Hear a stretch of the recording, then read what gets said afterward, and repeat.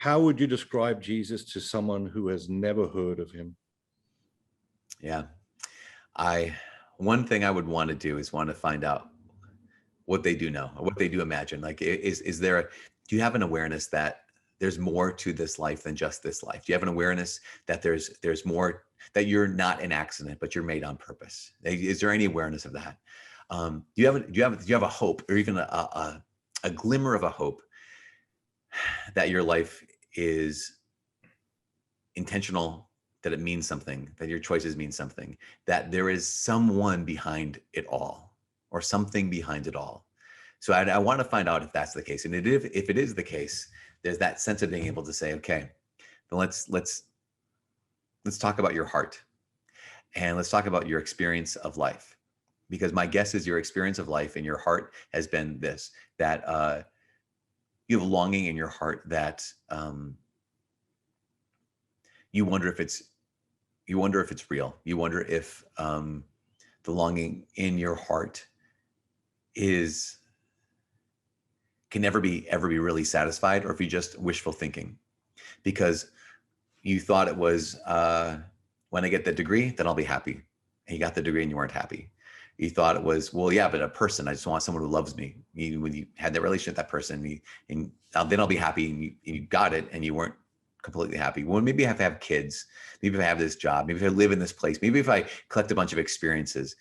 And to be able to say, okay, there's all these pieces that you thought were going to make you happy. And so now maybe there's some bitterness.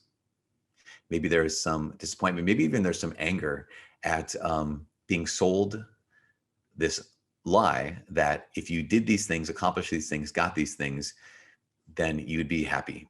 I just want to let you know that all of that was a lie. Now, I'm not saying that people who told you that were liars. Maybe they didn't know any better. But at least you know this one thing, it wasn't true. But there is one, the one behind everything, the one who made this universe, the one who made it good, the one who made that heart in you, that you say, but I think something in my heart is made for love. I think this thing in my chest is made for more.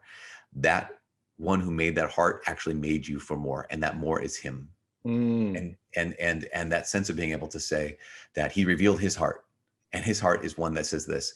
I don't know if you know this, but there are a lot of religions around the world, and every one of them, you have to fight to get the god or the goddess's attention. You have to work to get them to notice you, and you have to bleed in order for them to pay attention to you or to care about you. But in this broken world, the one God who made everything, he made it good, and he made your heart. He didn't break your heart, but he made your heart. And then this world and sin broke your heart. He entered into this world, and he allowed his heart to be broken. So you would know that you have a God who has a broken heart like yours, that he allowed himself to bleed, not so you didn't have to bleed to get his attention. He came down to this earth, and he became one of us, and he bled to get your attention. You don't have to give him this massive sacrifice so that he can trust you, that he gave everything so that you would trust him. And that's what his heart is, and that's who he is.